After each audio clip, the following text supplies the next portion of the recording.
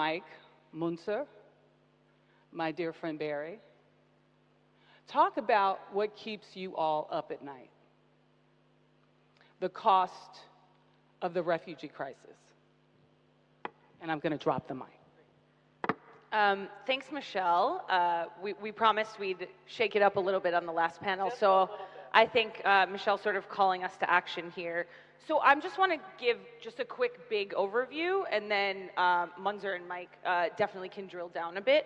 But I think important with that 70.8 million number that we just reached a few weeks ago is what's happening around what my boss, David Miliband, our CEO, calls the age of impunity. And a real sort of, we are at a time in more displaced in the world since World War II. Civil wars are 3 times as deadly as interstate wars, 4 times as long.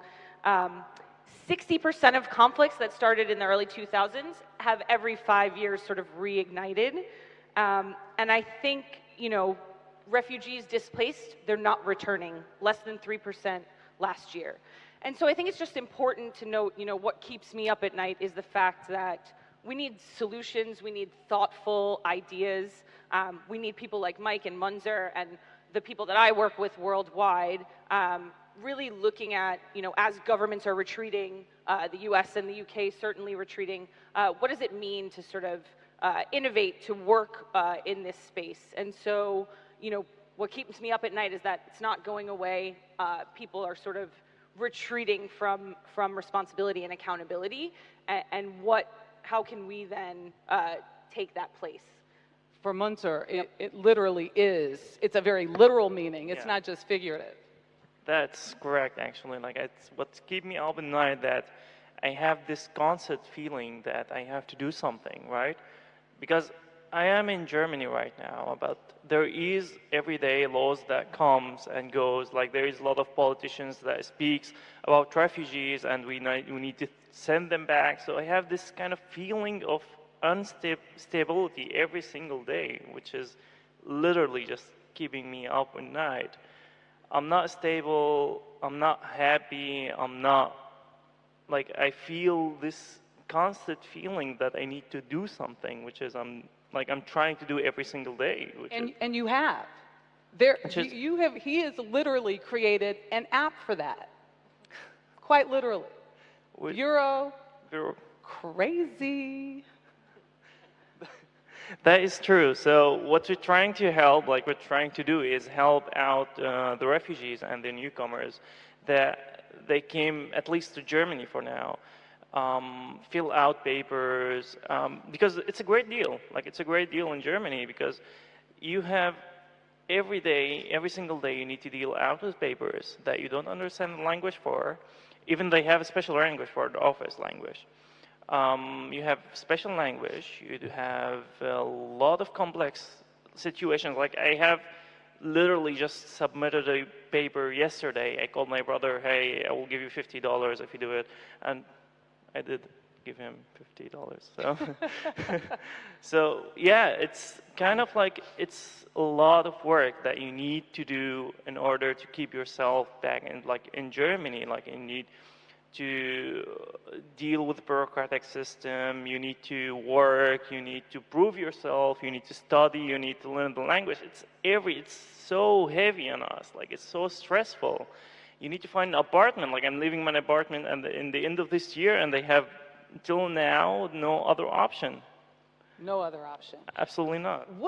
This is also Germany, a place that has welcomed refugees, that has a path to work, has actual open jobs. And so imagine sort of Munzer's stress, which I'm sure Mike can talk about, in a place that's actually welcoming versus a lot of the other contexts that IRC works, which isn't the case yet. What does that stress look like? I mean, because it's not just the stress of this, it is the stress of all. I mean, there is a physical toll.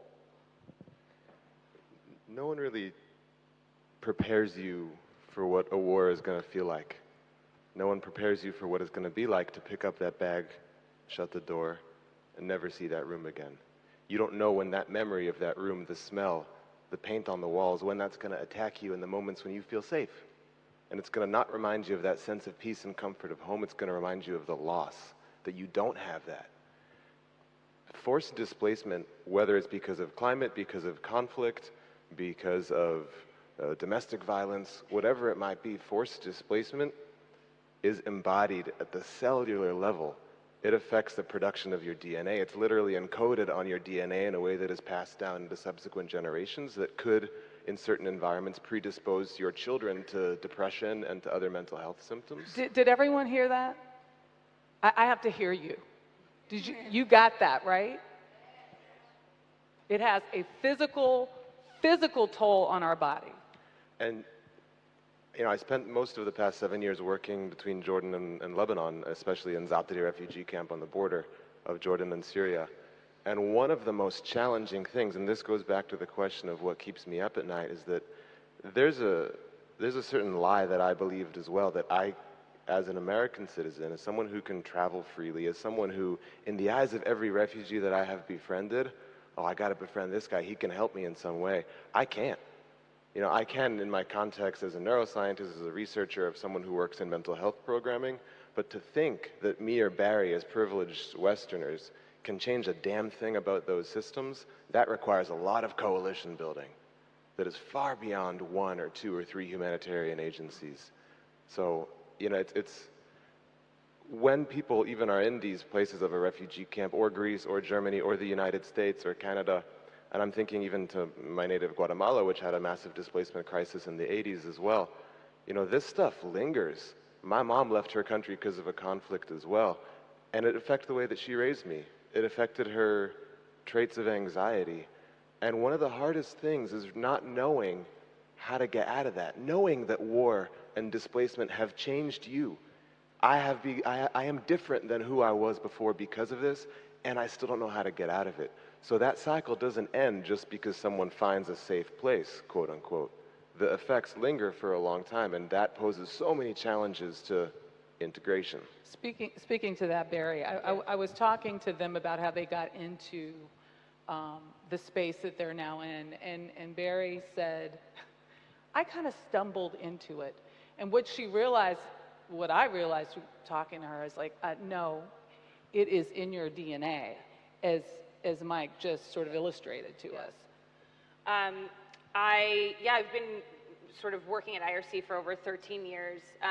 And again, having thought I stumbled into it, but IRC was started and founded by taking Jews out of Europe during the Holocaust. And so that's the history of my family as well. And just sort of speaking to Mike and knowing what, you know, histories of refugees, of displaced have gone through, and knowing the sort of brain and the cellular level changes, and then the asks that Munzer was talking about paperwork, about getting an ID, about trying to navigate new labor markets with very little social networks, and so knowing how deep, how hard those things are for those of us that haven't been changed, that haven't been, and it sort of reminded me of what a lot of my family had been through, but just how difficult it is, and sort of the credit that we have to give around not just figuring out how to navigate these hard systems, but while also having sort of deep trauma and things like that. So yeah. Well, I think talking about, like as Mike said and as Barry said, that we have trauma that affects our lives today, even in the years, or after we left. When I arrived to Athena, yesterday or the day before, I wander on the streets, and I remembered when I came here 4 years ago, searching for a hotel room just to stay for 6 hours, just to take this warmth and sleep at night. I just went to every hotel, offering them as much money as they want. They didn't accept me whatsoever. And it's ironic, but then now in my hotel room there is 4 different body lotions, which is it's ironically funny that what's happened in these 4 years, why 4 years ago nobody accepted me into sleep just one night, and now there's someone opening the door, the taxi door for me. What changed? What changed for that person checking you in? Was it the credit card? I have a paper. I just have my ID on me, and that's it. That's everything that changed me. Like I have longer beard, but that's that shouldn't be affected. That I cannot sleep take like at least in a bed for 6 or 8 hours. I think about the cost to you and the impact on you, but I'm looking at that much larger social network because it is beyond, the individual. And it reminds me of something Mike said. And he says, we know that integration is not easy. Being a host country is not easy. And we need to openly explore issues of trauma, belonging, and fear from both sides. There is a logic and a predictability to the current situation. Yeah, we can't pretend that we've never had integration crises before. I mean, the United States is an example of a country built on the notion of creating something new. In Latin, I know we're in Greece, sorry to bust out Latin. It comes from the word integrare, or integer, it's to make something whole.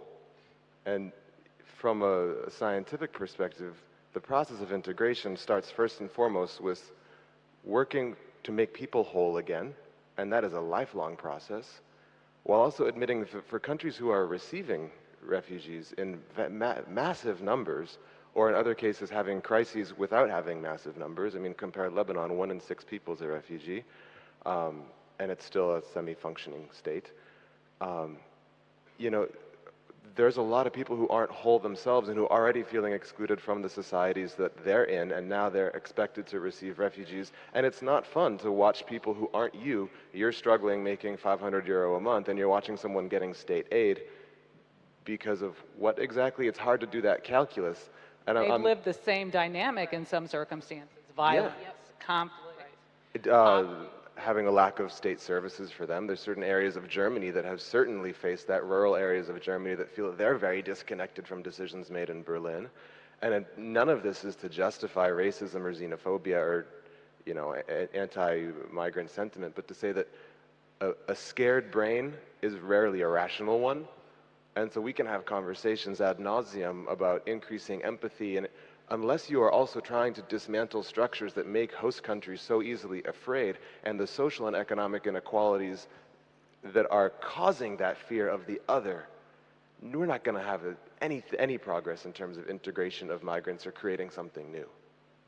It's interesting, I was watching television this morning, and the Treaty of Versailles was the whole documentary on the Treaty of Versailles and Woodrow Wilson and the carving up of the Middle East. And I'm curious from an historic standpoint, how we got here. Are we talking a millennia? Are we talking the last 100 years? I mean, our migration pattern in terms of refugees and displaced people is at a record high. The root causes are historic, but there's something going on right now.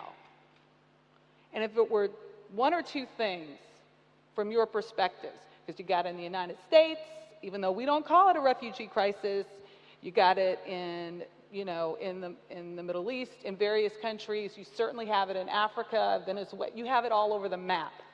What's going on right now that has changed our mental capacity and how we view people in trouble? Quickly, I would just say that things that are different now than 50 years ago are the levels of inequality. I mean, sure, climate change, we can talk about that later. The levels of inequality and the technological access to view that inequality in your face every single day. There will be people that are migrating because of conflict and war. That will continue so long as there's conflict and war. We also have to expect migration based on inequality so long as that's not addressed. Because so long as I'm sitting in Congo, I'm sitting in Senegal, and I can see what my cousin, who for whatever dumb luck got a residency permit in Canada, I see what he has, I am going to move towards that. Unless we either change inequality or human nature, we're not going to change the migration question. Barry? Yeah, I would Definitely agree with what Mike was saying. I think, again, also back to this sort of accountability or focus on international rights, international law, humanitarian work has also sort of disrupted. In the early, right after the Cold War, there was a real sense of sort of human rights and sticking up for that, and I think we've lost that over the last years, and there is a real sense that people can act with impunity, and armed groups and civil wars can sort of happen, and nothing really comes to mind. I was in Niger a couple weeks ago, working on our programs there that support livelihoods for refugee and internally displaced communities. And aid workers came under attack. We lost 2 staff at the IRC. So I think it's just really important to pull out that, in addition to what Mike is saying, there's just a lack of care and accountability and a retreat. And so that also compounds things quite a bit as well. Okay, so let's flip the script here. We need some social cohesion. We need some opportunities for dialogue. We need to change the dynamic. And I know we're saying, uphill battle. How do we begin the process, or the continuum through what you all are doing here? Is it direct services? Is it understanding the mental and emotional toll? Take me there. Well, in my opinion, I think the first thing that we need to do here is just to change the word integration into including. Just instead of saying that refugees have to integrate into the German or the whatever society they are in, they have to be included even in the decision making. I think nobody understands a refugee more than a refugee himself, and Mike, because he's living. And Mike. He's knows living about the with brain. us. He's the kind of guy, like, he has a conversation actually with refugees. He has friends, close friends. I'm close friends with Mike, and I think people need to learn this, need to learn how to talk with us, like, because we are at the end, we're normal human being. We have our own life that you all have. We eat, drink, and then we have the same topics that we talk about. So have a normal conversation. That's really important, and including us, even in the political decision making. Because if you call it crisis, I don't see the crisis, because in my opinion, the crisis here is the other community is not accepting that there is new people coming. Oh my God, they will change everything. They will take our jobs, and this is absolutely not correct, because I think in Germany at least, after the refugee crisis, if you want to call it, there is more jobs than ever. Like in 2019, there is more than 700,000 open jobs in Germany alone. And this is a huge number. There is a lot of people That are unfilled, right? It's an aging workforce. Yeah. And that was caused by the fact that more people came into the No, it's country? saying that there's a gap, right? Where a lot of sort of the rhetoric around refugees is, oh, they're taking our jobs. Well, actually in Germany, there's 700,000 of them open, so. You also have a population issue, because the current Europe, well, there's a decline going on. Yep. I just have to go back to the point of understanding the quote-unquote refugee or displaced person. Mike understands, not only because he studies the brain, but because it is personal to him. And there was an interesting point that you made, for you to enter into this space. You had to answer a vital question for yourself because of what happened with 2 friends. Yeah, this is what keeps us up at night, questions. A dear friend of mine, Mohammed, he tried to commit suicide, not because of what he saw in Syria, but because of what life was like being a refugee. Another friend that I lost to a long battle with addiction, not because of what happened in Syria, but because of what life was like as a refugee. So the narrative of trauma, the narrative of stress, kind of starts with war. It doesn't start and end with that. And, thinking of their journey towards integration, absolutely what they needed was to become whole in a place that they felt safe.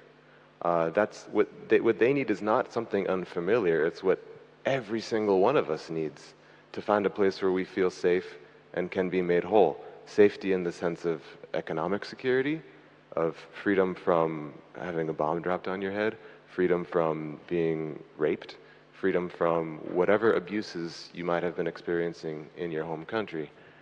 And every advance in brain science and understanding what's going on to a person who's experienced trauma, there's phases and there's an urgency to that, because the number of refugee suicides in Germany, in Greece, in Jordan, all around the world is really high. We don't care when they drown. We definitely don't care when they commit suicide. So there's an urgency to answering questions from a scientific perspective, because people are dying. People that I love have the risk of taking their own lives because of what this journey has done.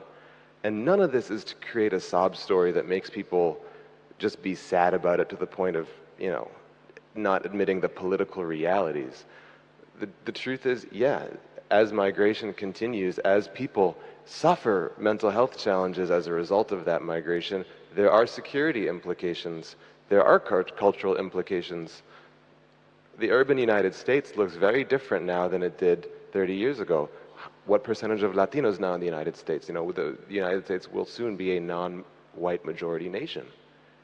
So there are realities that we can be scared of them as long as we want. They're still going to happen. And I think, as Ibrahim said earlier, it's not going away. People aren't going to go away. And how long are people going to suffer until we just accept that? What you're saying is, with the successes in the United States, at least, from a political aspect in particular, is that once the successes of inclusion happen, the rules get changed. So what's working, what can continue to work, and how do you sort of not, so fear is the ultimate enemy here, right?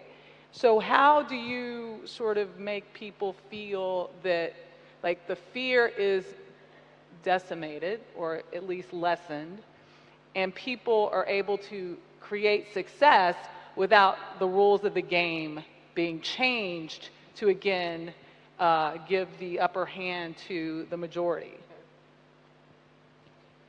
And just the majority. Yeah, I think we all come out from slightly different perspectives. My tendency in my work has been all on the sort of economic empowerment side of things, and looking at the role that jobs and labor market integration can play, both for supporting the refugee and the displaced, but also social inclusion, and understanding, the contributions refugees can make to the economy, what work means, what working alongside populations. And so I think, Munzer's an amazing example of the innovation that can come from refugees being allowed to work, being able to access opportunities, and yeah. So I'm sure Mike would come from a bit of a mental health perspective, but for me, there's a lot in there around how can we support proper labor market integration, proper access to opportunities to innovate, access to paperwork and capital, and sort of all those things that matter. Yeah. Well, I think, just elaborating on your point, that, or Mike's point, that the world is going, to be more open and multicultural, and we need to deal with it. People who hate this need to, to find a way, one way or another, just to deal with the fact that we're going to globalization, because this is the only answer that we have right now for most of the problems that we're facing. And believe it or not, the people who hate this, they will become a minority and they will be isolated. So they better change. I think, in my opinion, this is the only way that we can face the problems that we have, if we're going to call most of them as a problem. But as you said, there is quite huge examples of success that I've never imagined in my whole life. There is people who learned the language in 2 years and enter universities, and there is a friend of mine that I know, went to Sweden when she was 20 years old. She finished high school at the top of her class, by Swedish people. There was like all Swedish people, native speakers, and she, after 2 years only, finished the language, finished the high school, and top of her class. So there is this amazing stories. There is a lot of people who have like a great mind powers, and like there is, I mean, more than 60% of the refugees that came to Europe, at least, are 30 years or younger. So all of them are ready just to work, to create, to innovate. And I think this is what everyone in the world needs. I mean, if I was a country, I would love to have us as refugees. Listen to you. Can I just really quickly on that, Michelle? Mm-hmm. You know, I've had the sad privilege of following certain individuals from when they came from Syria and to places like Jordan, Lebanon, and Turkey, and then as they've been through Athens or the islands and then up into Europe, and watching that progress.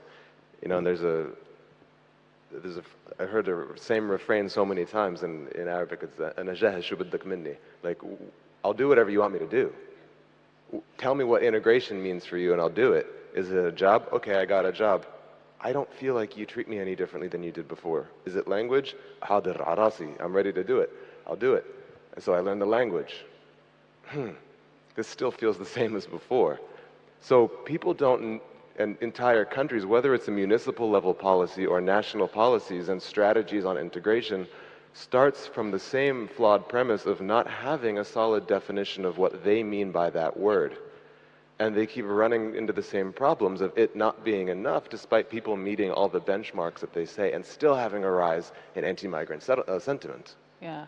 We have a lot of really great questions from the audience, so I want to get to them, and I want us to be quick on these. We haven't discussed much about the experience of those receiving refugees, especially in places of scarce resources like islands in Greece or just here. We'll stay with Greece. Racism is not justified, but do we need to acknowledge the pre-existing agony that exists to those communities? Yeah, I mean, pain unrecognized is gonna seethe and it's gonna turn into a cancer. If you don't clean a wound, it doesn't get better on its own, very rarely. Yeah, you gotta have a really good immune system, but countries and communities that have been isolated do not have good psychological immune systems, you could say. If you have never had your pain recognized by your state, by your county, by your European Union, and then another group comes in and is getting all this attention and money, even you're going to get the stats wrong, you're going to think they're getting more than you, and it's just going to make that wound grow. Victimhood unrecognized turns into a nasty competition, as Ibrahim said before. And that's not the fault of the refugee, and it's not the fault of the people that have, by a bad luck of geography, you know, you're living in a tourist destination like Mytilene, and then all of a sudden you're at the center of the global stage. Who cares about you for all of 5 minutes? I never actually cared about you. They just cared about you because you happen to be receiving boats. And then your economy is still not doing well, and you're still isolated. That is not the refugee's fault, right? But it's also not yours. And so who then does the responsibility lie on? And this is a broader policy question for the European community. Another question. Last year's speaker, Harold Koplowitz, discussed the children being separated from their parents once in the U.S. would have irreparable damage. How do we as people continue to watch this happen without expressing outrage? Will outrage do anything? It clearly hasn't in the U.S. Right. Okay, let's move on. What do you think we need to do to create a productive dialogue and effective policy on refugees? Well, I think the first thing, refugees or like Syrians or everyone that in Germany is can register in a party, and this is like the first step. We register there, and then we kind of feel like left behind. I think here that we need to change the mentality of the people, that we need to accept that even us as refugees, we work, we get money, we participate in the taxes, we participate in the whole country, so why not participating in the political scene, right? Because that's power. why not? Well, I'm just saying. Like, exactly. No, I understand that people like, but I don't understand why people like, there is a limit. You need, like, there is a line, don't step even in it. I was like, no, I want to go beyond the line. I want to be in the power, even being in the power, it's fine. Like, it's good, it's healthy. I'll also just talk on the policy wonky side a bit, and I think speaks to Mike's, like, you know, there's only so much we can do. What does the systems change? What does political change look like? There's a few things happening at sort of European and global levels around the Sustainable Development Goals, and big meetings happening around this, and we've made great strides within some of these SDGs, but what has been totally left behind is refugees and crisis-affected populations. And so doing a lot of work around advocacy around what does it mean to actually reach the Sustainable Development Goals for everyone. And then the other thing the other big sort of thing that's happening is the global refugee compacts. So Jordan, Ethiopia, a few countries have been negotiated into these compacts around refugee sort of outputs and outcomes and looking at that. And so how can we really pressure sort of donor governments to be able to open up opportunities around these compacts as well?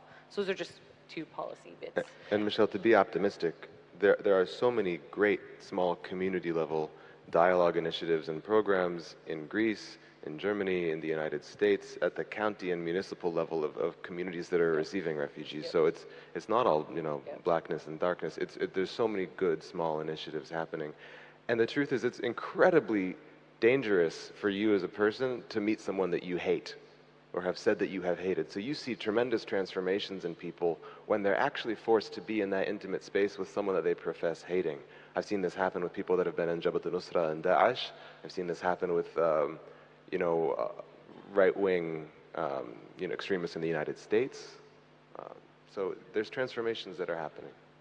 So there's an interesting dynamic happening. Another question from the audience about gender dynamics. And as male populations from countries that don't look at gender quite the way some other folks do, or at least the countries that they are now coming into, what's the role of women in this new power dynamic as they are coming into a nation that has a different point of view? I think I have the experience of teaching in a school in a course for digital integration for women, if you want to call it integration, of course. So we have the majority of the course or the school are women, and we're trying just to get women to work more, to empower them, just to get out of their apartment and work and introduce them to the idea that, hey, you can do something as well. So I think empowering women is happening, and then especially like in the digital work, like where I work, being a designer or being a developer, being coder, write a code, it doesn't matter what gender you have, because all what you're doing, sitting behind a computer, code something that would be awesome in the future and release it. So I think this is like step to empowering women. Yeah, I mean, it's a huge issue. Sort of any women face sort of double the challenges, double the obstacles. What was interesting in some of our work in Jordan was sort of after the crisis happened, and we really, about a couple years deep, we started to see there were a lot of women-headed households coming from Syria, either because, the men have died or injured and not able to work. And so it was becoming very apparent that the women had to then become the sole bread earners, and what dynamic changes in the households and what women think of themselves. And so we worked a lot with sort of Syrians and Jordanians around what does home-based businesses look like? What does it mean for women who hadn't been active in markets to now become active? And the sort of opportunity we had with that as well to change some roles and responsibilities. Yeah. I'm not really clear on this question, but maybe you guys can unpack it. Please address how to enter into productive dialogue with those who do not accept a future for their countries that is dominantly Greek, German, French, or white American. Does that make sense to you, or was it lost in translation? So address how to enter into productive dialogue with those who do not accept a future for their countries that is dominantly Greek, German, French, or white American. People who don't accept a cosmopolitan future or a multi-ethnic future for their state.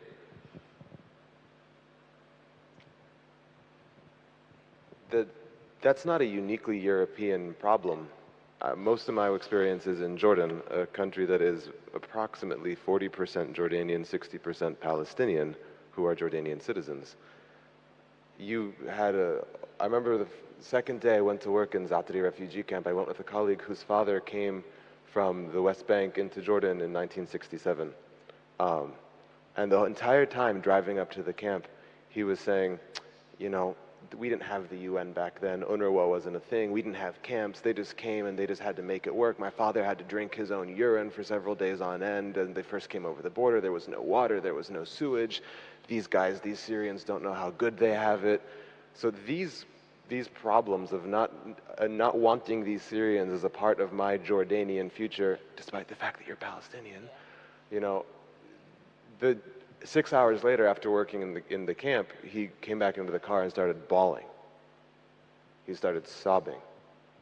And he said two things. He says, I am sorry for everything I said on the way here, and I need to go give my dad a really big hug.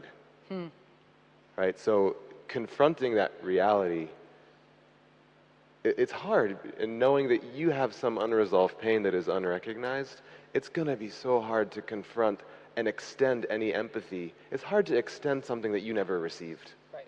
And that's going to require a tremendous effort in radical solidarity with people who we find potentially deplorable, or whatever words you want to use, of standing in radical solidarity with them, of recognizing their pain as a way to enable them to recognize the pain of others. Barry, talk to us more about the structural changes communities can make to serve better both sides. Yeah.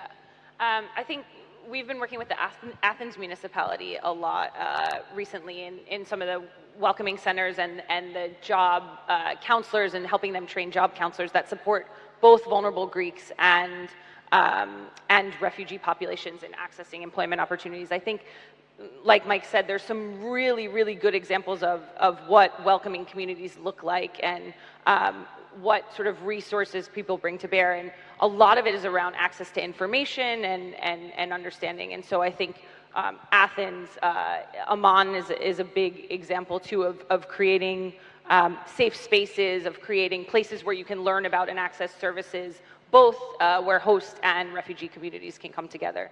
So I think we've seen really good examples at municipal levels, and looking now to sort of expand nationally as well. I'm not sure what your experience has been with the German. Yeah. I always say that Berlin is one of the best experience of welcoming refugees or welcoming a new culture, because Berlin is already have a lot of cultures, have a lot of languages. Like, it's amazing that when you go to the subway and you hear 5 different languages in the same place, that you kind of like, it's amazing. I think every country should learn from Berlin. I think Canada, like we have Toronto, I have heard some stories there. They are like, be open-minded to the fact that there is other cultures, there is other languages. Your culture is not the best culture in the world. Your religion is not the best, is not the one.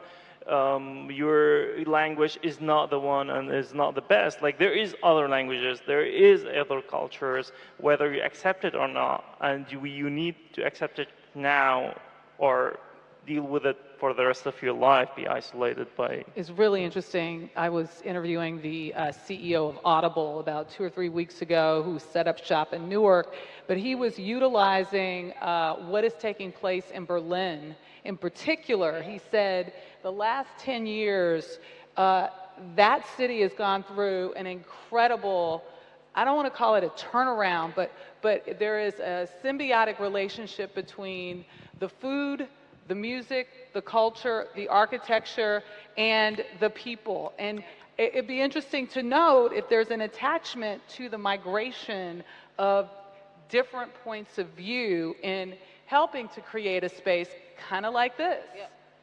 You know? Anyway, that was just my musing to add to the conversation. But there was something in here that was new to me, and that's Someone's talking about the radical new Italian bill. Are we aware of this? Okay, then I should move on. So, because I don't know what that is. You don't either? Okay, good to know. As I try to refresh here, going back at the initial outrage question, why can't we be outraged? What's wrong with expression of outrage or being angry? Oh, I think it's very good. I just don't think it always pushes elite and political will. I think it's one of many important avenues because it can help build consensus around topics. It can help build consensus around #MeToo, which was already talked about yesterday or the day before. There's an absolute necessary place for outrage. It was just that there's a lot of other avenues to push the political will as well. So interesting, because when I looked at the clock, we were 2 minutes ahead. Now we're 2 minutes behind, or is that? No, oh, it goes red. When you have, yeah. Okay, so we have a minute 53 warning us, seconds. yes. Okay.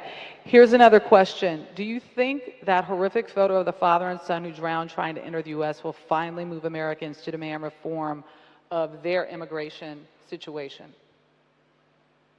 So basically, migrants, they drowned along the, I believe, the Rio Grande. Matamoros, yeah. Yes. Do you think that those images, kind of like the image of that baby, was it Turkey or? Aylan Kurdi. Yes, yes.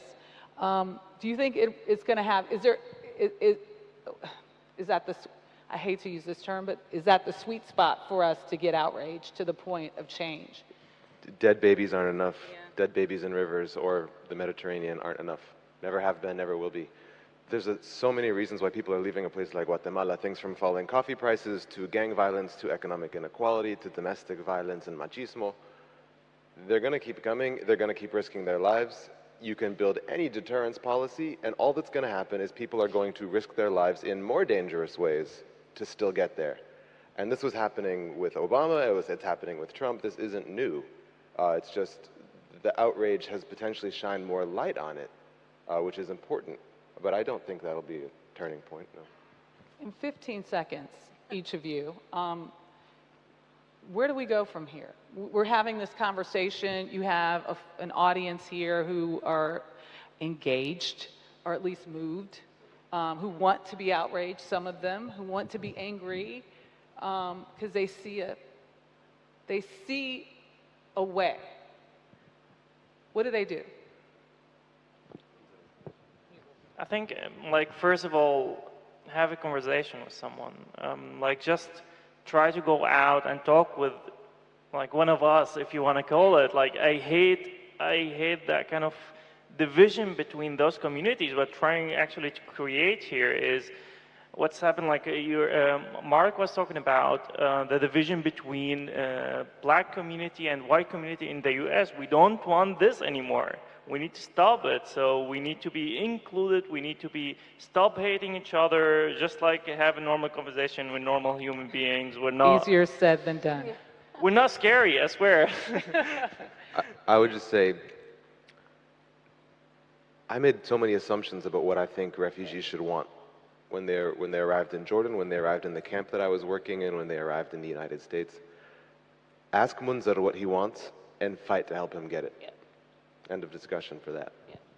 I mean, I would just add too, I think, there's around the personal and really understanding the refugee experience and talking to refugees, I think also putting pressure on your governments, putting pressure on even your companies to sort of be more inclusive hiring practices and even sort of just saying, what does it mean to have a diverse workforce? What does it mean to be a diverse city, and how do you push for that? And then, vote for the people and policies and practices that matter and that open up the space. But yeah. And just one last thing.